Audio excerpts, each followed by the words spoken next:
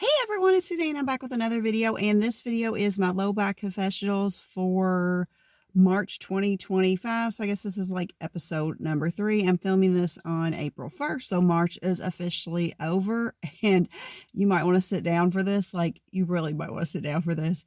Your girl, me, did not purchase one single polish or one single polish related item in March. I can't believe I did it, but I did it. Yay!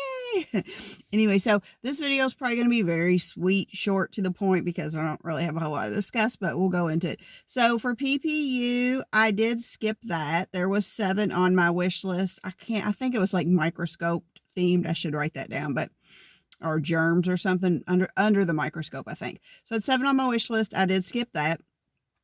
HHC, I had 5 on my wish list. I did skip that. Little Box of Horrors, I had 3 on my wish list. I really wanted one of them.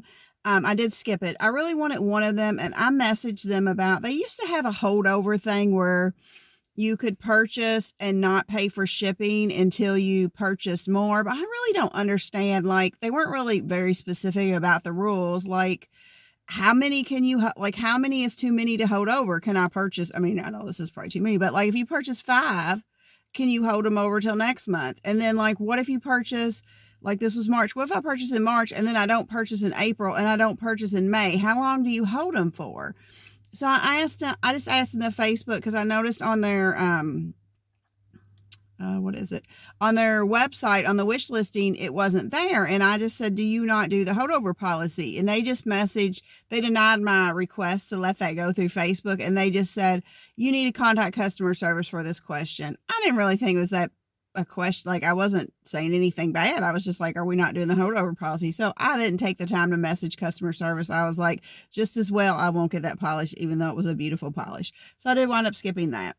Then Polish Gamers box didn't apply for this month because it's quarterly, so it just wasn't around. So did that. So what was I tempted by? I was tempted by Victorian Varnish's March release. She had a green in there. It was super pretty, but I was able to talk myself out of it because I have several greens. You know, Victorian Varnish is one of my favorite polish brands, but I have several greens from her, and they all looked way prettier than the one she was releasing. Not to say this one wasn't pretty. It was a very pretty green, but I just thought, I have a bunch from her that I like better than this, so I was able to talk myself out of that, so that was easy. I didn't purchase anything. My thoughts. I wasn't going into it not purchasing anything, but once I skipped PPU's always like, are you going to skip it? That's the biggest one. Once I skip PPU, HHC is kind of like, like I say this all the time, I haven't bought from HHC since August of 2023, so I've been skipping them for a while. I feel like with HHC, when I very first got into indies, it was like PPU. It was a must, have to buy it, have to have it.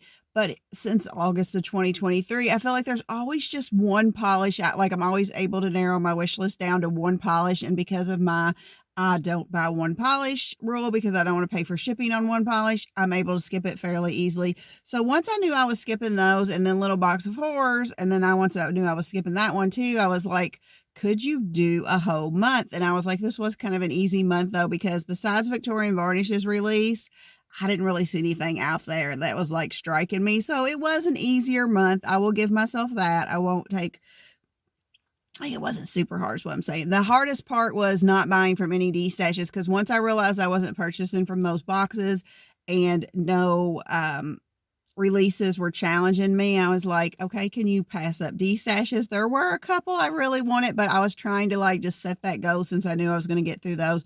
Hey, let's at least have one month where you don't purchase anything. April will be different. I already know, because I'm purchasing from PPU in April, but that's really it. I know this video is going to be short. I don't really have any other thoughts. It was easier this month than I thought it would be, but like I said, it was just kind of a not really a bad month, but a dud month for releases for me personally. For the brands that I usually buy from, I didn't really see any standouts, so that made it kind of easier. Like I said, it was the hardest part was the D-stashes, because usually there's always something that I see that I'm like, if it's a good price, I'm like, ooh, I want that. So I was able to skip.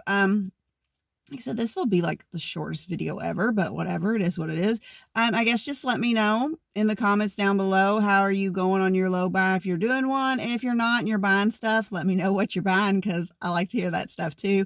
But I guess that's it for today. If you like these type of videos, please consider subscribing to my channel. I do nail content like this all the time, and I also do giveaways of nail polish monthly to subscribers. I hope everyone has a great day. Remember, keep polishing. Bye.